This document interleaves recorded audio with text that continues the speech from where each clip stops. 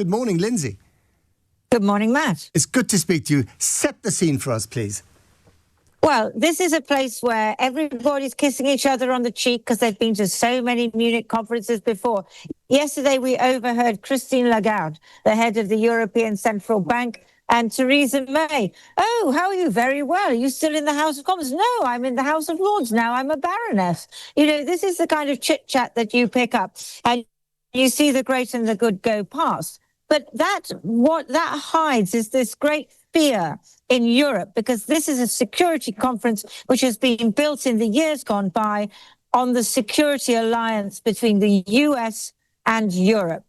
And that is fractured. And what I think that people were hoping was that Marco Rubio's speech today, the US Secretary of State, would to some extent set that to rights. But, you know, the reaction I've been hearing is that it didn't really.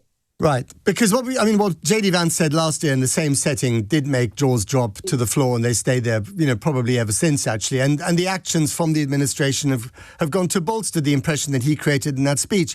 And if you read between the lines, certainly that was my impression, I wonder what you thought, Rubio was more or less saying the same thing, just in a lot nicer tones.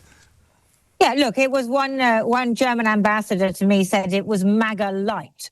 You know, it was the same iron fist, but it had a thicker velvet glove.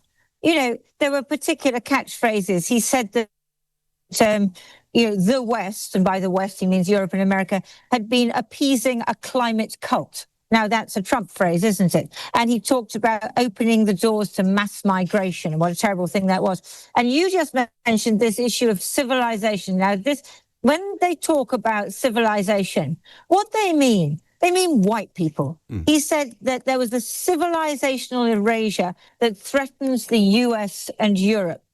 And his interpretation of history, what happened since 1945, well, basically he was saying it was a terribly bad idea to give up the colonies. It's an awfully long time since I heard a speech where somebody talked about how great the missionaries were. But he was full of enthusiasm for the missionaries, not least because Spanish missionaries had gone to Cuba, which is where he was born. And that's how he traces his, the men who arrived in the land of my birth brought religion. And, they brought civilization. And the word white was never used, but it was interesting. I was sitting there in the overflow room and there was a German woman behind me sort of tutting throughout. And I turned around and I asked her, well, what did you think? She said, that was the most racist foreign policy speech I have ever heard. It's all very, Rudyard Kipling in 19th century, isn't it? Let's be honest. Yeah, it absolutely is. And it's about the mission that Marco Rubio and by extension the Trump administration think that they have to conquer the world. And they look at Europe. What they admire about Europe is how Europe conquered the world in the 19th century. That to them is the great history. And they talk about culture in that way. But what they don't like is the Europe of today. And I looked around that hall and there were many Europeans, some of them were wearing headscarves. Not all of them are white. They are Europeans. That is our society now. And what the MAGA crowd are saying is that is not okay. And the other thing they're saying is that this is our way of doing things. This is our interpretation of the past. This is our interpretation of the future. And you Europeans either come with us or you're out. There's no discussion. And I think it's really important, isn't it, to understand that this is fundamentally different to what the first Trump administration was telling Europe, which was, you've got to pay up, to show up. This is really different. This is them essentially telling us, what our values should be, how to run our lives. And are you hearing from the people on the ground a robust response to this challenge? Not really, because the official response, Ursula von der Leyen was saying, this was a very reassuring speech, because Marco Rubio was talking about the alliance and how important Europe was to America, how important it was that we should all act together. And the official response of the conference head was, thank you very much. That was very reassuring speech after such a problem. But that's not what you're hearing in the corridors, because in the corridors, everybody understands that it was not a reassuring speech. It was a speech that says that this is MAGA, this is the way we are doing things, and you take it or leave it. We don't care. And is the bigger challenge here Not so much, the fact that America is reading Europe the Riot Act. It's when they kind of create a little glimmer of hope that normality might return. So actually, it would have been much more useful to have J.D. Vance, 2.0 at the Munich conference than the slightly more, emollient, cherubic Marco Rubio. In some ways, yes, although I don't think the Europeans have many illusions. And it was interesting, Keir Starmer, the British Prime Minister, shortly afterwards, he did make a reference to the diverse societies we represent. And so that, indicates a very different way of looking at Europe and what Europe is. The other thing that Marco Rubio was saying was, again, and this is very Trumpy, obviously, blaming the international order created since 1945 for deindustrialization, for what he would see as the decline of the US manufacturing industry and so on. Where, of course, we know that since 1945, that is what created the tremendous power of the US economy. The US economy has been rocket boosted since 1945, and yet their version is completely upside down, that the US economy has been defeated by these terrible forces of diversity and globalization.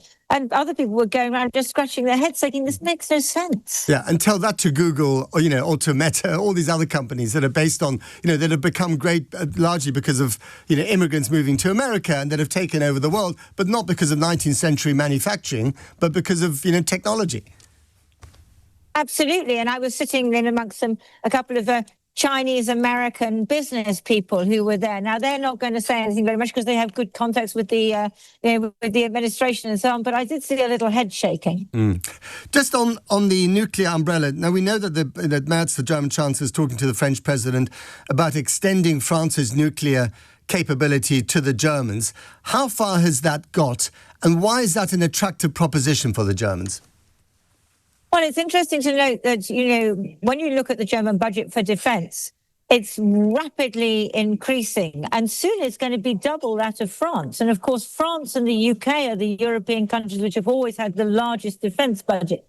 And what that means is that Germany becomes a much more powerful defence country in Europe, which is, of course, everything that, didn't happen after 1945 for obvious reasons. But I don't think that there's any sense of Germany getting any kind of independent nuclear deterrent. So that is one way of dealing with that rearrangement in the defense power in this continent. And in Ukraine, of course, will come up again and again, and probably has already. And I noted in my talk-up that Marco Rubio missed that very important meeting on Ukraine yesterday, which had Europeans extremely upset. Why did he miss it? Was it important that he missed it, and what can replace it? Well, it's because, Ukraine means something very different to this US administration. People, the Europeans here, obviously feel that it is absolutely critical that Ukraine prevail, or if it can't prevail, that there is a peace deal which takes into account not only the security of Ukraine, but the security of bordering European countries, the Baltic states and Poland and so on. And he was asked about Ukraine in this session, and Marco Rubio was just kind of like, it was almost like he was absent. He was like, we're trying to make progress, and not as much progress as we want. But that fear of the Europeans that the Trump administration basically favors Russia, which every action of the Trump administration shows. For example, Steve Witkoff, President Trump's envoy, he has been to Russia 7 times. He has not been to Ukraine once. Not once. I know, astonishing. And Marco Rubio seems he's the US Secretary of State, and he seems completely detached from Ukraine. What he cares about is that narco-terrorist Maduro in Venezuela. And of course, we know he cares about Cuba, another country that's crumbling, which they hope they're going to be able to take advantage of its decline. And so you just get the feeling, Ukraine, it just doesn't matter to the Americans. It's very much a European cause now. And just finally, there was a statement from the State Department, and not from Rubio himself, that to me was astonishing, where they said, and of course Marco Rubio, the Secretary of State, will be going to Hungary, whose visions of peace in Ukraine, I'm paraphrasing, are much more aligned, with ours. Now, the visions of peace for Ukraine in coming out of Budapest are essentially Russian visions. Absolutely. It's the vision that this piece of real estate, and we know who's interested in real estate, Donbass, that should be handed over to Russia, even though Russia has utterly failed to capture all of the Donbass in these years of war. And Mark Rutte, the NATO Secretary General, was saying yesterday, when you look at Russian progress, it's the same progress as that of a garden snail.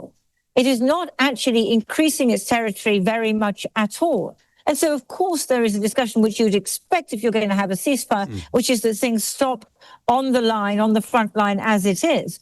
But what the Hungarians, the Russians, and seemingly the Trump administration want is for the Russians to be able to get more territory by doing absolutely nothing at all and just sweeping across, which would absolutely catastrophically weaken Ukraine.